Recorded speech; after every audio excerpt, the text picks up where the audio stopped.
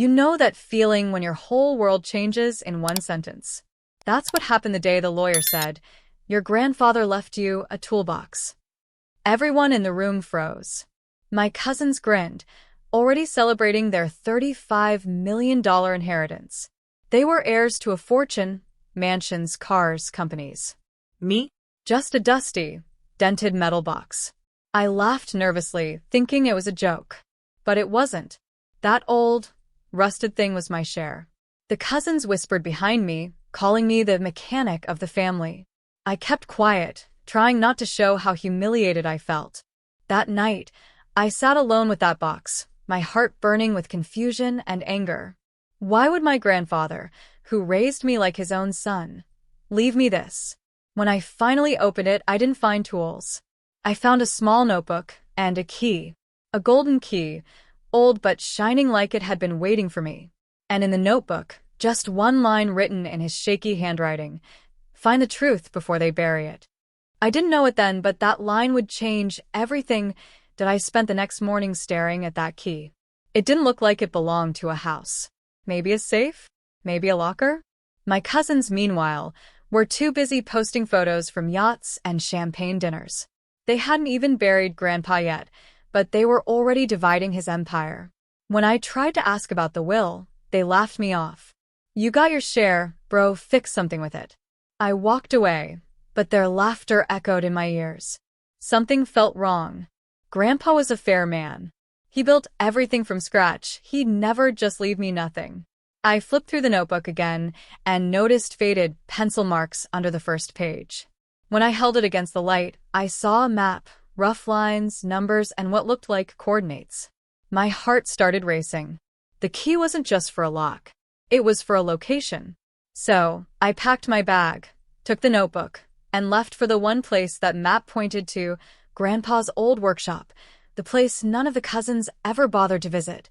The workshop was buried deep in the countryside, surrounded by vines and silence. It smelled of oil, rust, and memory. I hadn't been there since I was a kid. Inside, under a dusty workbench, I found an old metal locker with a golden lock. The key fit perfectly. When it clicked open, my heart stopped. Inside were stacks of ledgers, old receipts, and blueprints. But what shocked me most were photographs of my cousins meeting strangers, signing papers, and transferring money months before Grandpa's death. I realized Grandpa knew. He had discovered that my cousins were planning to sell the family company behind his back to a foreign investor and pocket the money before he passed. That's why he left me the key. I was the only one he could trust to uncover the truth. And hidden under those papers was a flash drive. A note taped to it said, "They betrayed blood. You must protect what's ours." That night, sitting in the dim light of that workshop, I finally understood. This wasn't a punishment. It was a mission. I plugged the flash drive into my laptop. What I saw made my hands tremble. Bank statements, wire transfers, secret emails. My cousins had been moving millions offshore while pretending to care about Grandpa's legacy. They didn't just betray him. They stole from the man who built everything they owned. And Grandpa knew. He had gathered all the evidence before his death and sealed it in that toolbox. The toolbox wasn't worthless. It was the most powerful inheritance of all. My blood boiled. I could expose them. But I also knew how powerful they were now. They controlled the company, the lawyers, the media.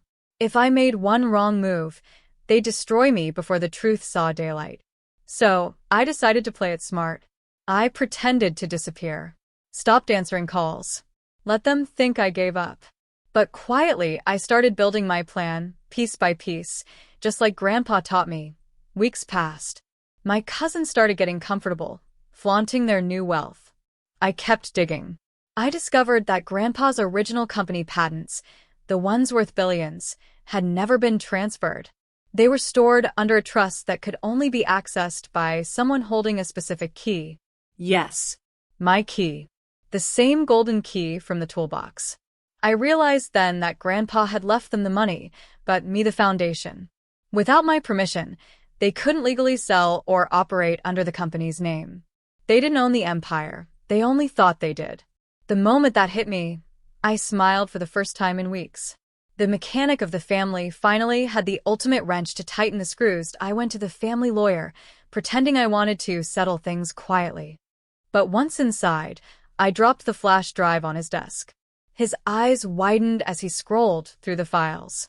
"Do you know what this means?" he whispered. "I know exactly what it means," I said. "And I want justice." He called for a private legal hearing the next week.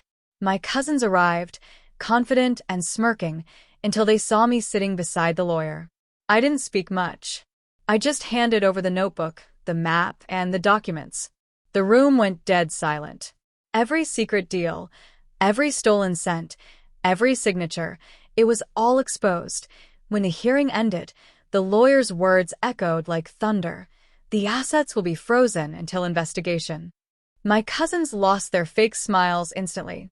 Within days, authorities seized their accounts, and the story hit the news. Billionaire heirs accused of fraud. I didn't gloat. I didn't celebrate. I just went back to Grandpa's workshop, sat on the same stool, and looked at that toolbox again. It wasn't just a metal box. It was a message. A test. Grandpa wanted to see who would value wisdom over wealth. And I passed out a month later. The investigation ended. The court ruled in my favor. The company, the patents, and the legacy, all legally mine now.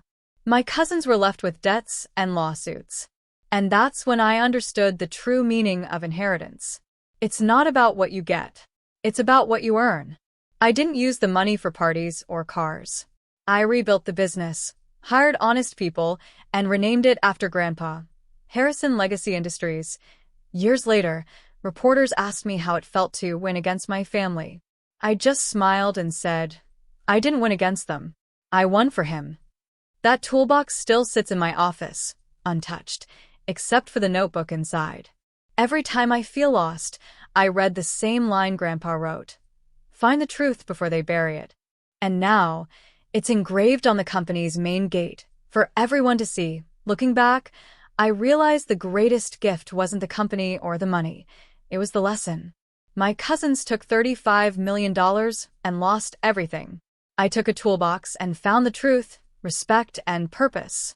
Sometimes, what looks worthless hides the key to everything. And that's why I'll always keep that box close, because inside it lies the soul of a man who taught me that real wealth is built, not given. You know how people say money changes everything? They're wrong. It's not money, it's family. The day my grandfather's will was read, I learned just how cruel family could be. There we were, me, my 3 cousins, and the lawyer, sitting in that big oak-paneled room that smelled like old books and greed. My heart was pounding. Grandpa had built an empire from nothing, shipping, real estate, investments.